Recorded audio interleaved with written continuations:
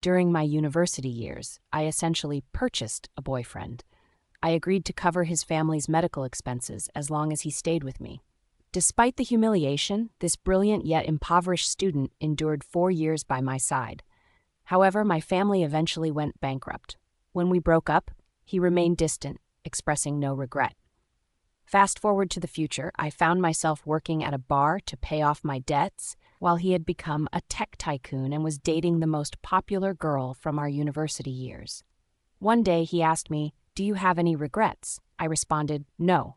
His reply was, "But I do."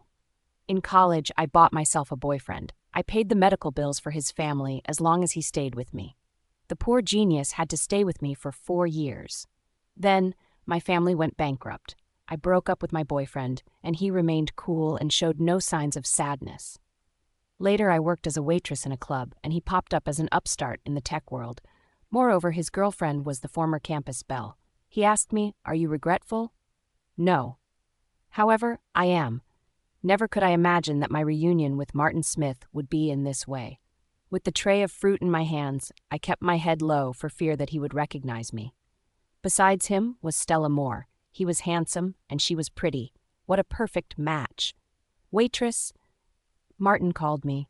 "Please slice the orange." With my back to him, I sliced the orange. A long time ago, I was fond of oranges, and Martin would slice them for me considerately. His knife skills were excellent, and each slice of his orange was around the same size. Back then, I thought that he loved me. Later, I found that he had done so out of habit. When he sliced the orange, he thought of everything except me. Only 4 years had passed, but I felt that the separation had last half of my lifetime. The conversation in the room drifted toward the romance at campus.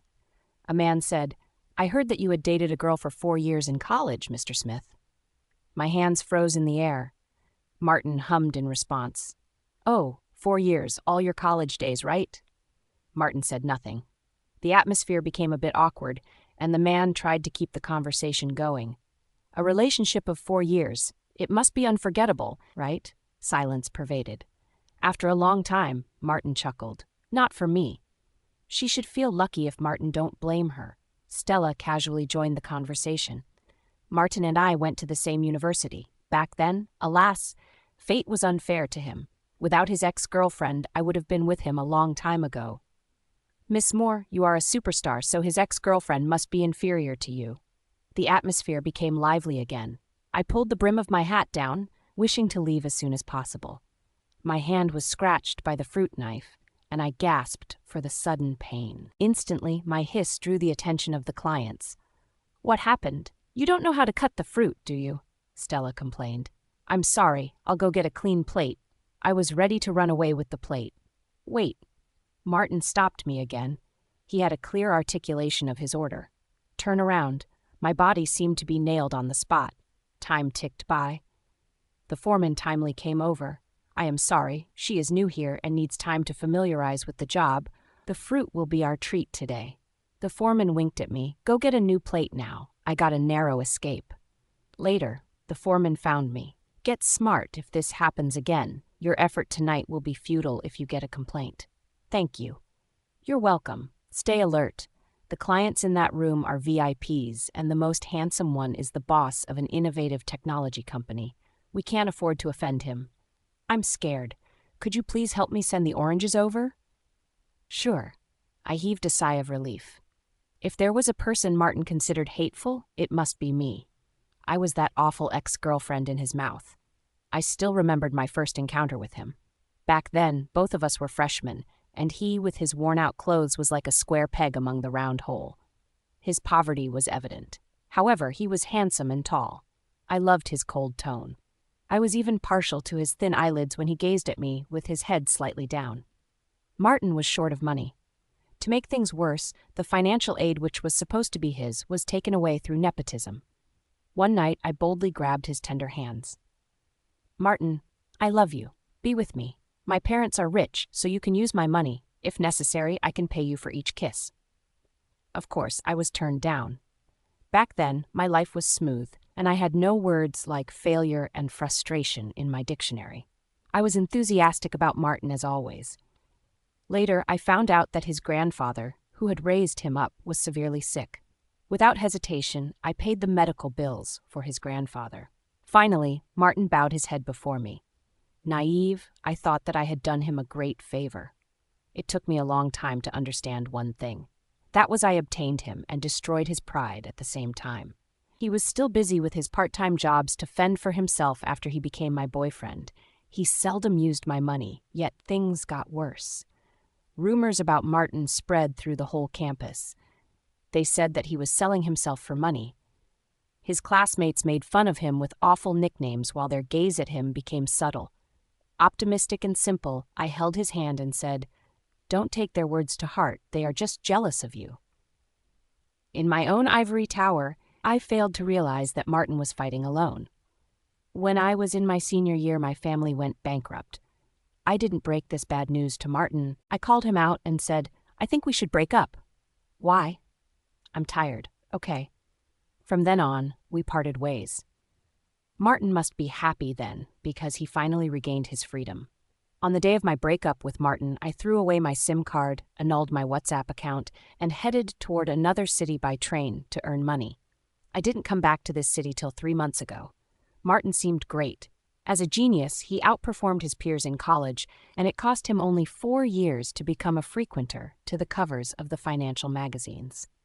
Back in college, Stella was the campus belle. She debuted in her junior year. It was beyond my imagination that these two people became lovers. Not bad, anyway. I grabbed my chest to suppress the bitterness surging up. I get off work at 4 p.m. I was the last worker of the club to leave, but my colleagues had put out the lights because they thought that they were. The elevator stopped functioning. I pressed the button of the elevator irritably as I desperately wished it to be turned on. "You had better make a call." Martin's voice sounded from my back abruptly. I stiffly dialed a colleague. The door of the elevator was open again. Martin and I were soon in the confined space. "Do you get off work so late?" His tone was indifferent. "We can't leave before the clients do." "Is the pay handsome?" "Not bad." I lowered my head so my face could be concealed by the brim of the hat. It seemed Martin didn't recognize me. After a brief chat, he looked at his watch. "This elevator is too slow. My girlfriend must be impatient now. She is clingy, spoiled." Taken aback, I soon realized that he was talking about Stella. "What about you?" "It is late. Will your boyfriend pick you up?" "I live nearby." The elevator stopped. As soon as its door opened, I ran. In a few minutes, I heard Martin roar behind my back as if he was exploding with anger. "Where are you going?" "Where can you go?" "Eva York." "Is it funny to vanish into thin air?" Martin walked close to me, step by step. His face was the same as that in my memory, but he became more mature and restrained. "You annulled your WhatsApp and chanted your phone number. Even the professors can't find you. Well done, Eva." I slowly lifted my head and looked Martin in the eye. "You must have learned through your connections that my family went bankrupt and that my father got caught up in a financial dispute. We still have a lot of debts. Why didn't you tell me?" I was lost for words. "Because of your pride, Miss York?" "No." Before I finished my explanation, Stella came over.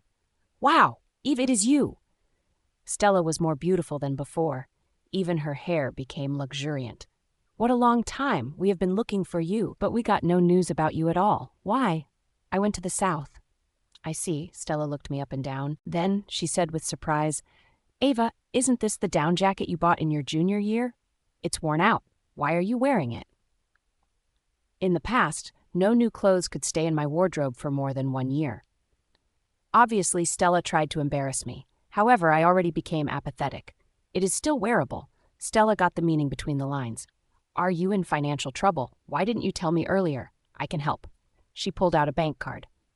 "Take this. A gift for you." "Thanks, but no." I looked her and then Martin with a faint smile. "I will get married soon. I wish you could attend my wedding." Shock rooted Martin to the spot. Working at the club was my part-time job and I had a regular job during the day. On Monday, there came a client. My colleagues were in a heated discussion. He is said to be a genius. The original goal of this system is to find someone. What? Whom? His ex-girlfriend, I think. My eyelids twitched as a bad feeling loomed. Did he find her? I have no idea. The system isn't finished yet. He got a lot of investment, and his future is bright. Look, even our boss is thinking of investing him. I sorted out the documents. At the door of the meeting room, I heard Martin's voice from inside. I will think about our collaboration. I pulled the door open, entered the room, and put the documents on the desk. Martin intently gazed at me. What are you doing here? Working. This job was my main source of finance. My boss asked curiously, Eva, do you know Mr. Smith? I thought for a moment before answering, acquainted. Acquainted. Martin got angry again. His anger confused me. Didn't he walk away without looking back when we broke up with each other? He pointed at me and said, Mr. Cooper, I will sign this contract as long as you make Eva my assistant during our cooperation. My boss accepted this condition without the slightest hesitation. He didn't give me a chance to protest. The negotiation about this cooperation lasted for one whole day. At dusk, I packed up my stuff to leave on time. Martin stopped me. Where are you going? I didn't say that you could leave. Mr. Smith, I can't work overtime today. I have something at hand. What is it? I need to make deliveries. Martin looked at me with shock. Back in college, I had been so spoiled that I didn't eat the fast food. Martin made deliveries after classes in those 4 years. More often than not, his dinner was a share of the fast food. Once, I went to see him. In a small room, he and his colleagues were crowding together and wolfing the fast food down. I said, Martin, how can you eat this? It is unhealthy. His expression became weird. Does that matter? Come, let's have steak.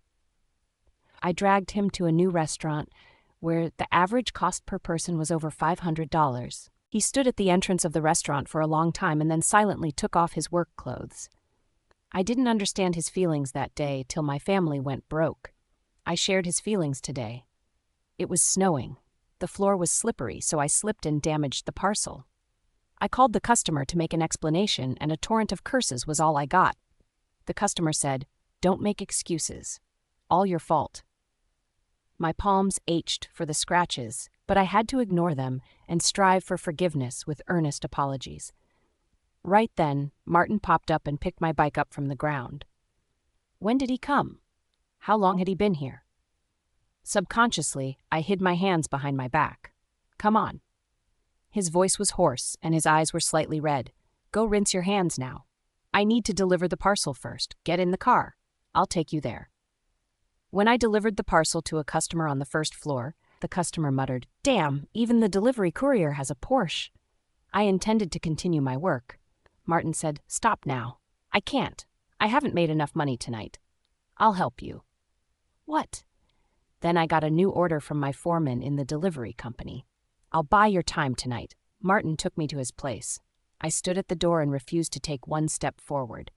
Stella will be angry. Martin said, Are you worrying about others? Why don't you check yourself first? Besides the abrasions on my palms, my clothes were stained by dirty snow. Moreover, Eva, open your eyes. Does my place look like that with a woman living here? You two haven't lived together yet. She isn't my girlfriend. Martin flung one contract onto my body. Half a year ago, she found me and proposed a collaboration. She didn't want to be the victim of the hidden rules, so she asked me to pretend to be her boyfriend. In return, she would handle the troublesome clients for me. After a pause, he made the further explanation for my sake. Some clients like to send women onto my bed as they think that this trick is a silver bullet. I don't like that, and Stella is my shield. It was clear on the contract that no interference with the private life. Martin held my hand and tended to my wounds. I noticed a row of unopened hand creams on the shelf. They were the products of my favorite brand. Martin got one whole set at home. Today I asked your colleague. Martin opened his mouth in a stern voice. You don't have a boyfriend. In the gathering last week, you said that you're single. Eva, you lied to me, didn't you? I didn't. Then show me a picture of you and that man. We never took one together. Is that possible? You love taking photos. Thanks for your reminder. I'll take one and show you later. My answer made Martin laugh with both indignation and frustration. He suddenly leaned forward and overshadowed me oppressively. I couldn't move at all. With my sweater in between, I still felt the warmth from his body. I bought your time. You know what to do, right? I'll refund you, Martin. It is true that I will soon get married.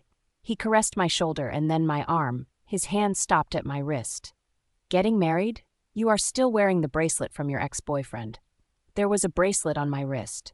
Over time, it had lost its luster. It was the first gift given to me by Martin. I was 19 years old then. There had been one whole week when I couldn't see Martin except at class. He was busy with various part-time jobs and worked harder than ever. On my birthday, my parents held a party for me at an upscale restaurant. I told Martin about it, but he didn't come to my party.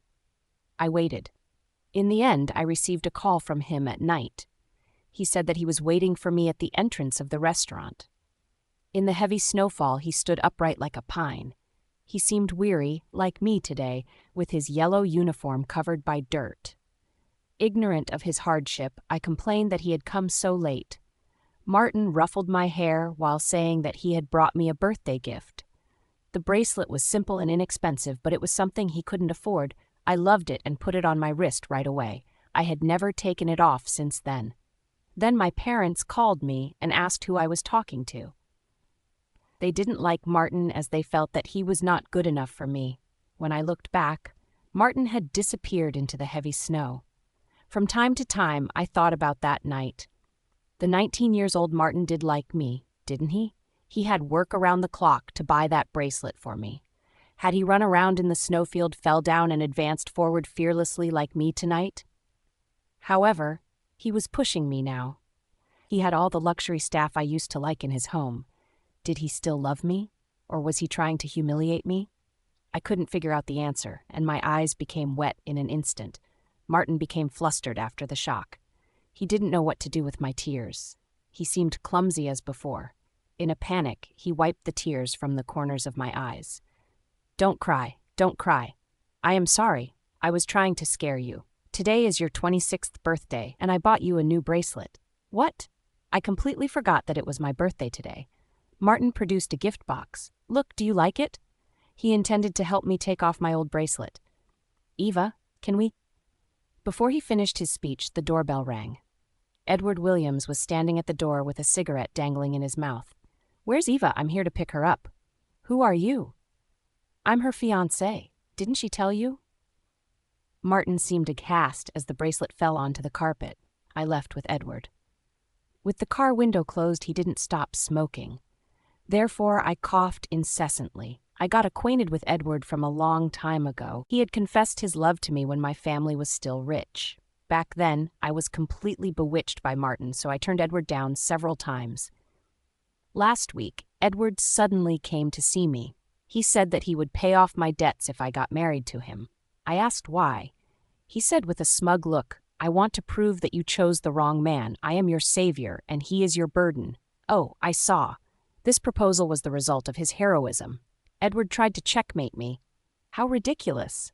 Today I had no choice but to ask him for help. A phone call from him could help me escape from here. However, he popped up at Martin's doorstep. I said coldly, Why did you pretend to be my fiancé? What's the problem? We will get married anyway. I haven't agreed to marry you. Do you have another option? Wake up, Miss York. You're in debt up to your ears, so only the fool will get married to you. Except me, who will take your hand. That guy just now? Edward sneered. He's your broke ex-boyfriend, right? You know what? He is trying to humiliate you. He did nothing because you were rich. Now that you're down, he must be laughing at you behind your back. It has nothing to do with you. Come on. He took you away from me, so I will teach him a lesson this time. Edward, I am not your property. I didn't take your hand, and I won't in the future.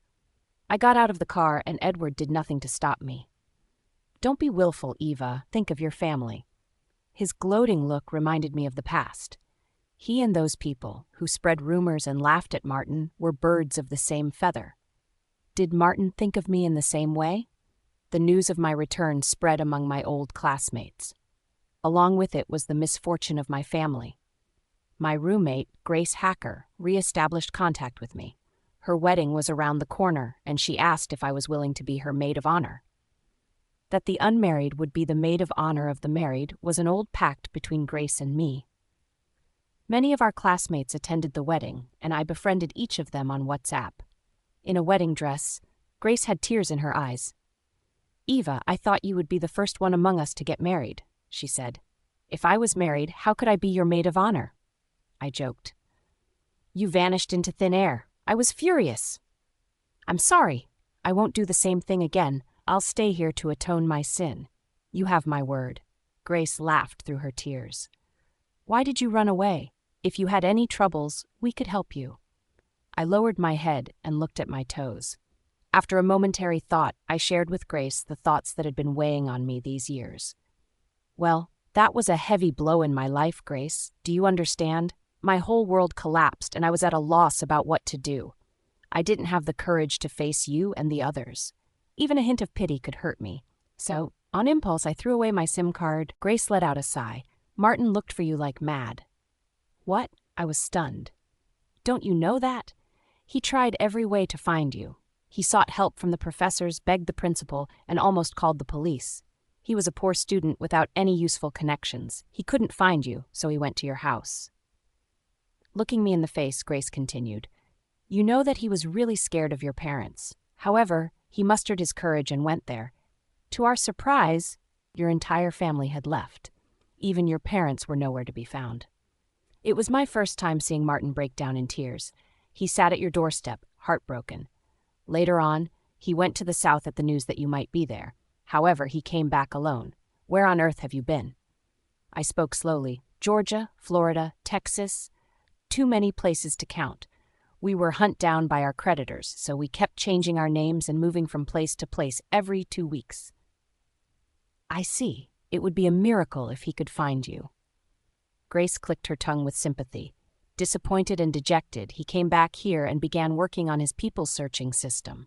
I was confused. I thought that Martin didn't care about me. Right before our graduation, I had overheard the conversation he had with his roommate.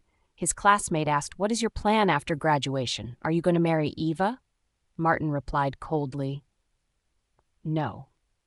This answer was a blow to me. Not long after that day, my family fell into destitution. I mentioned our breakup, and Martin didn't show the slightest objection. Here came the question. Why did he look for me? Did he feel regretful after I disappeared? How confusing. Grace tossed the bouquet, and I, distracted, failed to catch it. The bouquet fell into Martin's hands.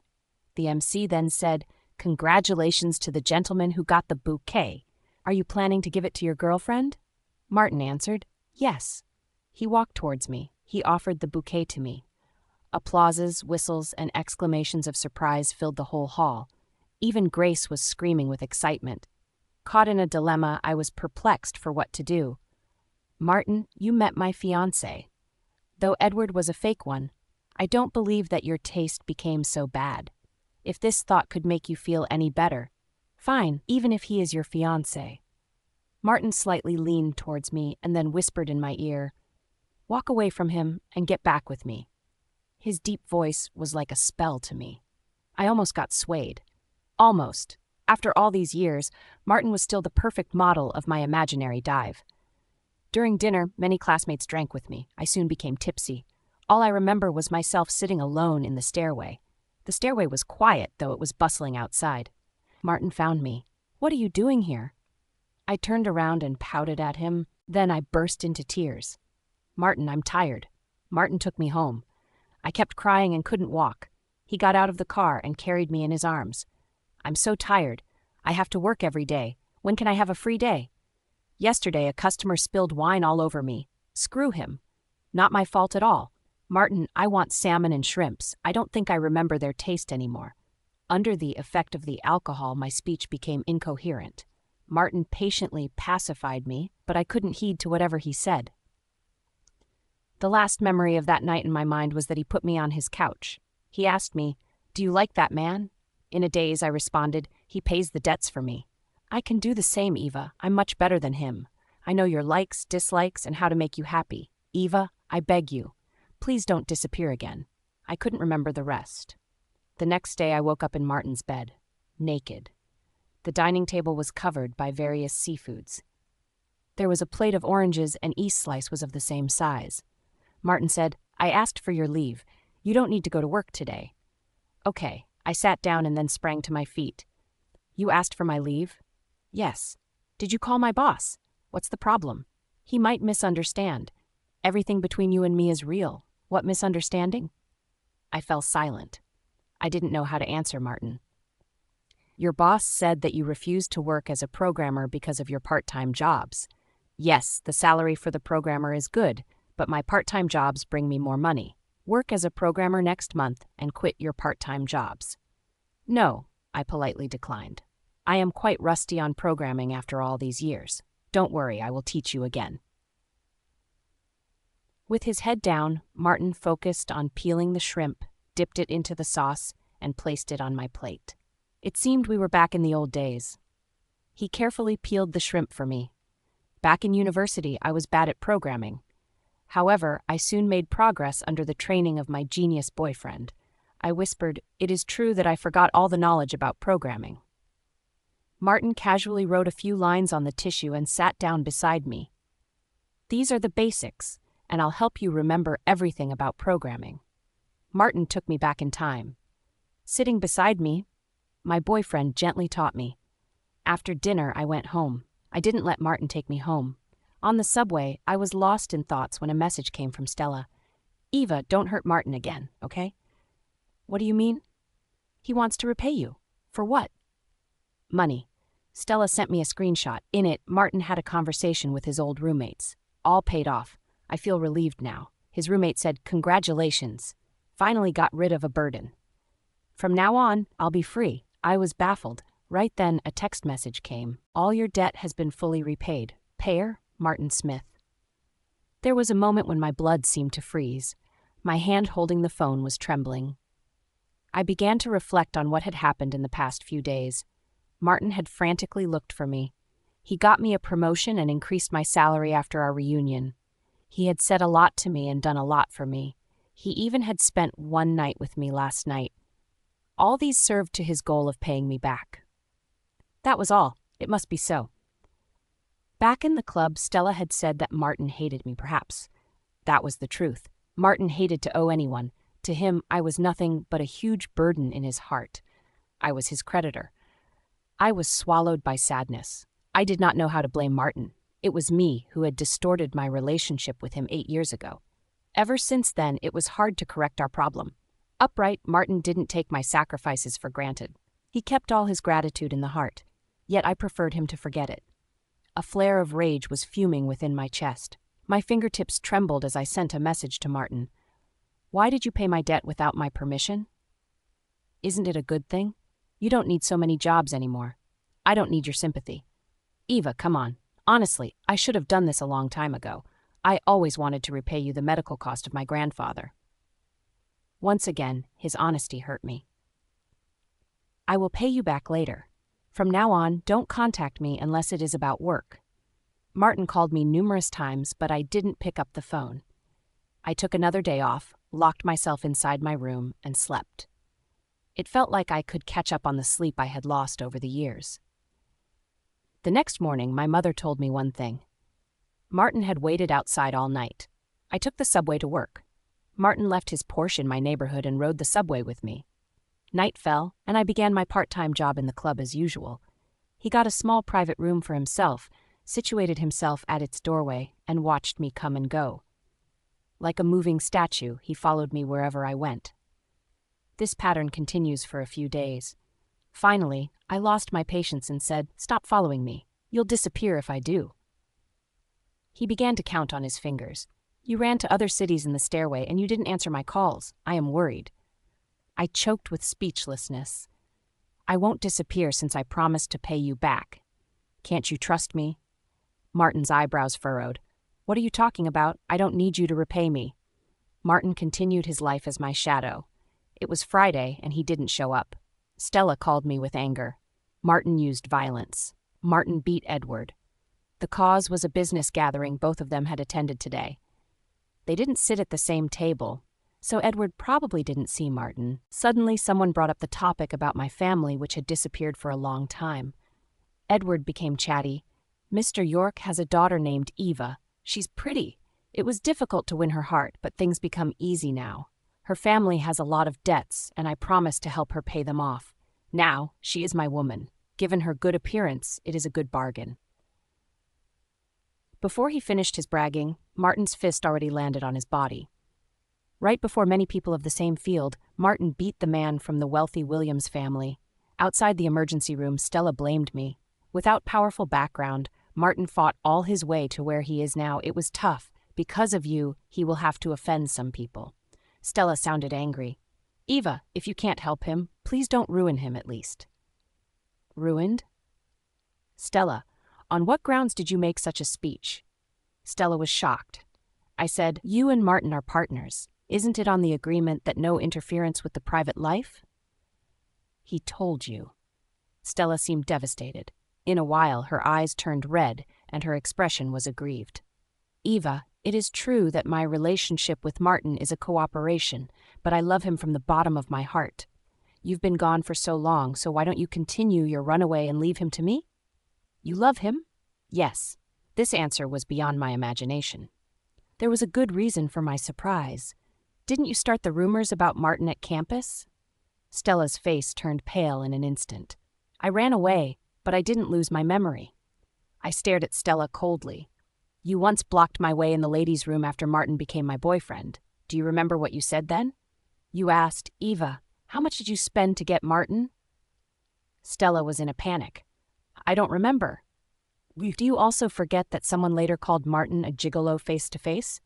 Didn't this derogatory nickname also originate from you? No, slander. I don't know the rules of your circle. What will the fans do if the bullying committed by their superstar gets exposed? Eva, Stella raised her voice, you're spreading rumors.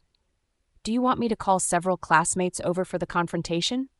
Stella became dejected in an instant. Please, Eva, I will give you as much money as you want. Let the past be the past, okay? And don't tell Martin, young and simple, I hurt him. However, I now love him deeply. I can make things up for him. You still think that Martin is the only victim, don't you? I shook my head disapprovingly. Stella, you hurt me too. I will apologize to you. Stella was fluttered. Please, Eva, don't tell Martin. Don't tarnish my image in his heart.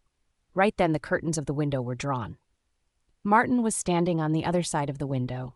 It seemed he had been there for a long time. Stella was driven away, distraught. Martin was not a person of magnanimity. He hated those rumors, so it was impossible for him to be nice to Stella again. Martin didn't swear. Even so, he, once a top student, could give the other party a trauma without a curse. I thought that Stella wouldn't have the guts to see him again. Are you all right? I looked at Martin, whose scratches were already treated.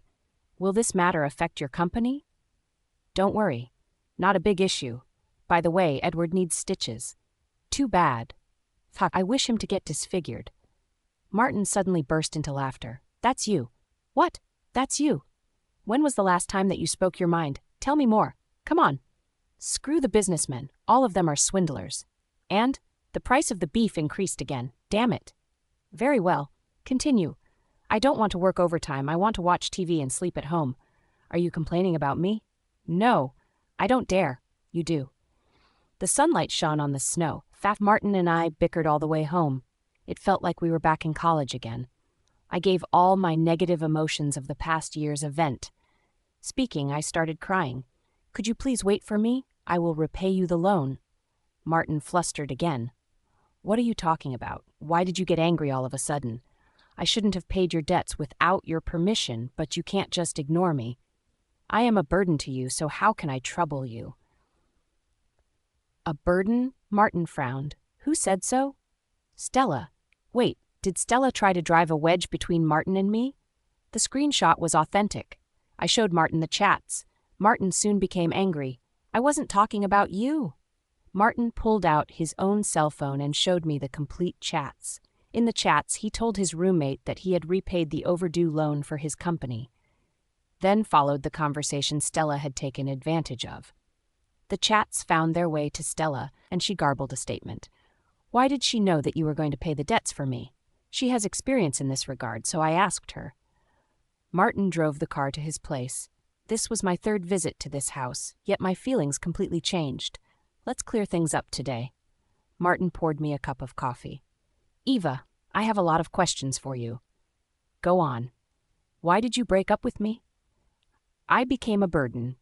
After deliberations, I thought the breakup was a good solution. Not because you were tired of me? After a momentary shock, I remembered that tired was the word I had used when we broke up with each other. Hearing my excuse, Martin had walked away without looking back. He said solemnly, "I thought that you treated me as a plaything. After 4 years, you grew bored of me.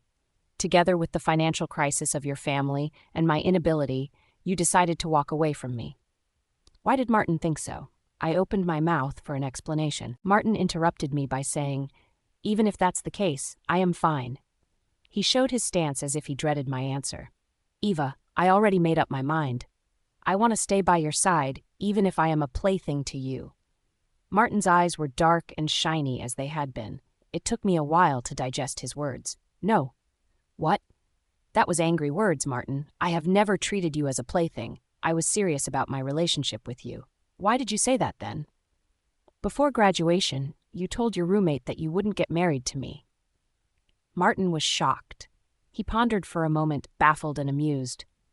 "What I meant was that I couldn't afford a marriage right after my graduation. In fact, I once went to the jewelry shop, but I couldn't afford any diamond ring there." We discussed one thing after another. Then, we realized that there were many misunderstandings between us. Why had there been so many misunderstandings?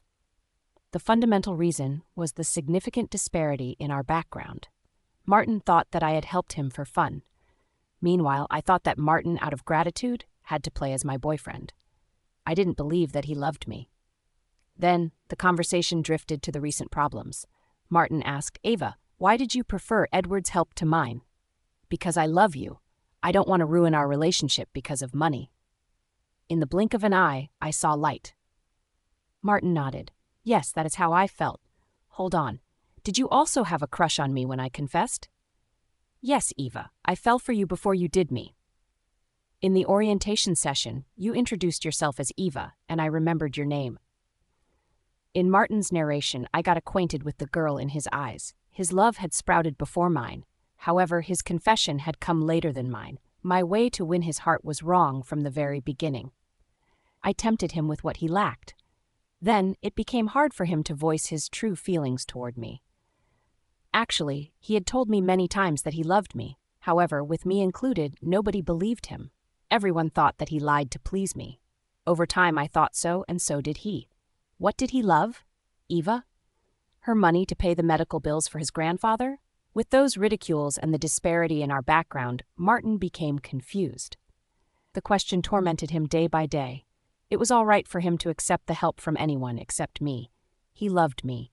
In his opinion, money would taint his love. If Martin wasn't so proud, he would lead a peaceful life with me. However, his pride forbade him to do so. That was the man I loved. Martin picked up an orange and sliced it slowly. It reminded me of the day of our reunion. "What did you mean that day?" "You said angry words, and so could I. You dumped me, and had vanished into thin air for 4 years.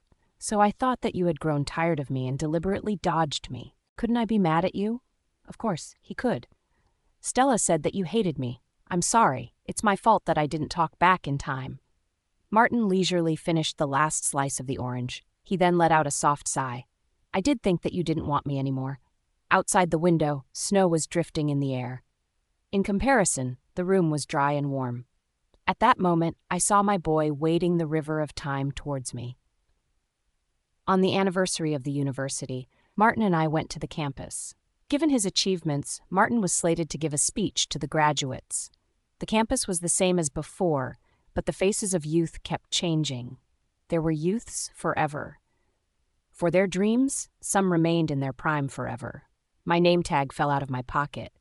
A graduate picked it up for me and then exclaimed with surprise, "Are you Eva? Do you know me?" I interned at Martin's company. "You are quite a celebrity there." "Really?" I once went to Martin's company and waited by the reception desk. After I wrote down my name on the list of visitors, the receptionist gave me the same response as this graduate. "Are you Eva?" Even today, I didn't know the reason for their surprised looks. The graduate said the core algorithm of the project was designed by Martin. He left a note in the system. "If you come across Eva, please tell her for me that I love her." Whoever has access to that algorithm can see this note. When I was stunned, the graduate happily said, "I am so happy that Martin finally found the person he had looked for." After the speech, Martin and I took a stroll at campus while looking back our past. We arrived at the library. Martin looked at the tree to his left. "You confessed to me right there." "Yeah, I remember that. I was so courageous then." Martin stared at the tree in a daze as if his memories drifted far away. "Martin, were you happy in those days?" He had struggled, been slandered, and also been beaten down. I thought he must have been unhappy. However, Martin said, "Very. With you by my side, even pain turns into happiness." He turned around. With his head down, he gazed at me as he had. "Eva, it's my turn. My love for you is nearly 9 years old, so could you give me a chance, please?" The snow started falling again. Snowflakes landed on his hair. I arched my lips into a smile. "Please be more patient to me in the coming year." "Happy New Year, my man. Happy New Year, my youth."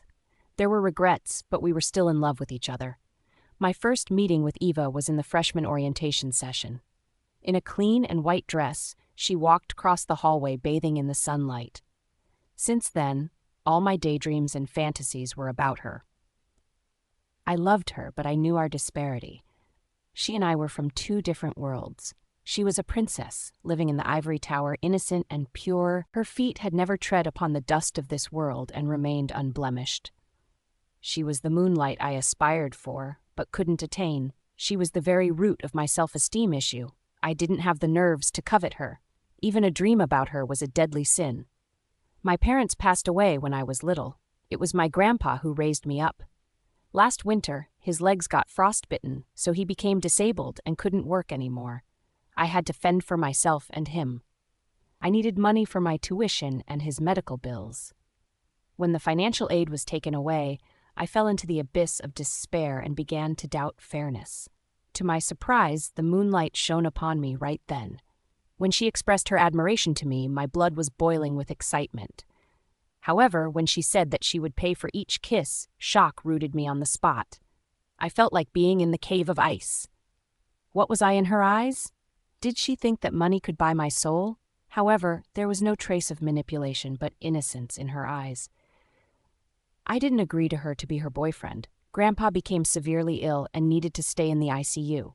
Then, his medical bills broke me down. Right then, Eva stepped in. Without the blinking of an eye, she paid the bills. She then asked me with a grin, "Can't you be my boyfriend?" This time, I said yes. It wasn't about the money. When she smiled at me, I was defenseless. Later, I discovered that Eva didn't consider wealth an advantage because her life was so carefree. She gave me money, but she didn't do so to show off. In her eyes, money was just money, and that was all. That was why she was more innocent than the others. Eva was very fond of me. She liked to hold my hand wherever we went.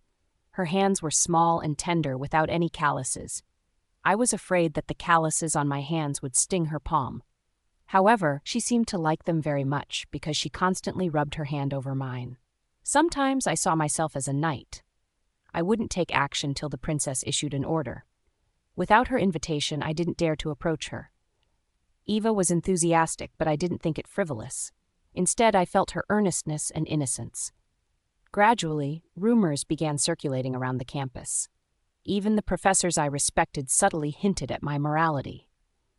I loved Eva, but I didn't want to become the man the others labeled me as.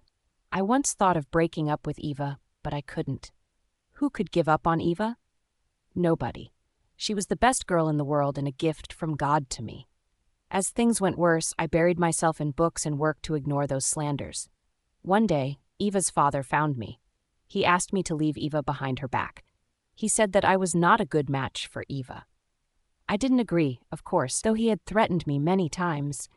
As long as Eva didn't give up on this relationship, I wouldn't let go of her hand. I was determined to prove that I was a good match for Eva and gave her a bright future. She would have whatever the other women had. My roommate gave his girlfriend a bracelet, so Eva should have one too. I worked relentlessly and finally earned enough money to buy Eva a bracelet. However, sorry, my love, I couldn't attend your birthday party. I would rather be absent from it if my presence would bring you ridicules and criticisms. As time ticked by, my graduation was around the corner. Processed, I found myself looking at the diamond rings in the jewelry shop. So expensive. I couldn't afford the cheapest one. Therefore, Eva would have to wait. Many companies sent me their offers, and some of them were great. If there were any investors interested in my project, I wanted to start a business on my own. In the future, I could afford a diamond ring. I would buy a house, a wedding dress, and everything Eva liked. My idea was praised by my boss, so I might get the pay rise ahead of schedule. When I was about to share this good news with Eva, she broke up with me. She said that she was tired. At that moment, I felt that I was such a fool. What was I expecting?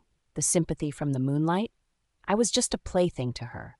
I stormed away and angrily locked myself in my small apartment for 2 days. Then I realized that I couldn't live without Eva. I had the confidence to outperform my rivals even if I was a plaything. I went to see Eva. Then I found her missing. She was nowhere to be found. I quitted my job and ventured into the unknown cities existing in the rumors to look for her. She ran so fast that I couldn't find her at all. Later, I heard that her family was bankrupt. I was too poor to pay off her debts. Was that why she left me? For the first time in my life, I despised myself so much. With my savings exhausted, I had no choice but to go back to my hometown first. I lived in my friend's house and began to develop a new system. As my connections expanded, there came various news about the financial crisis of the York family. I gradually came to one conclusion. Bankruptcy wasn't a groundless rumor. Eva's ivory tower had collapsed. Was she all right? Look, my feelings were so contradictory. I was mad at and worried about her at the same time.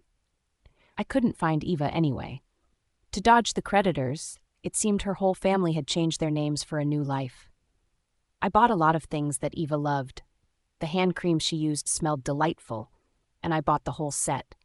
I also bought bags and the other skincare products. Eva could use all these things once she was back. 4 years later, I finally saw Eva again. That night, I deliberately lingered behind and waited for her to leave together. I didn't show up till she was throwing a temper at the innocent elevator. The elevator descended from the 20th floor to the first one. The whole process lasted only a few minutes. Yet, it was longer than the last over 2 decades. Why did she pretend to be a stranger? Why did she try to flee? Did she hate me? I stopped her against her will. As she lifted the brim of her hat, I finally got a clear view of her face. She was skinny, and her eyes no longer held the vibrancy of the past. While she was talking to Stella, I was so engrossed in her face that I almost forgot to breathe. To my astonishment, she had many jobs, just like me years ago. There were calluses on her palms. I was on the verge of tears. I never shed tears for my tough life, but the calluses on Eva's palms gave me the impulse. Eva told me that she had a boyfriend. I didn't believe a single word of it until that guy stood before me. I wanted to punch him. I always thought that I was quite upright. For the first time in my life, I wanted to do something bad. I wanted to get Eva back. I was not poor now. I could give her a good life. The debts of her family wasn't a problem to me. Now, I knew my heart well. I loved Eva, her previous innocence, and her resilience. In a way, we were quite alike each other. New Year was here. New Year was here. Eva asked me about the most resilient thing in this world. My answer was moonlight. She looked out of the window. Meanwhile, I gazed at her. I had once thought that the moonlight had disappeared from my world. However, she reappeared. Life couldn't defeat her. Why moonlight? Eva was still looking at the moon in the sky. Because it is always there. Even when I was in despair, I replied. I kissed Eva on the forehead. I love the moonlight forever.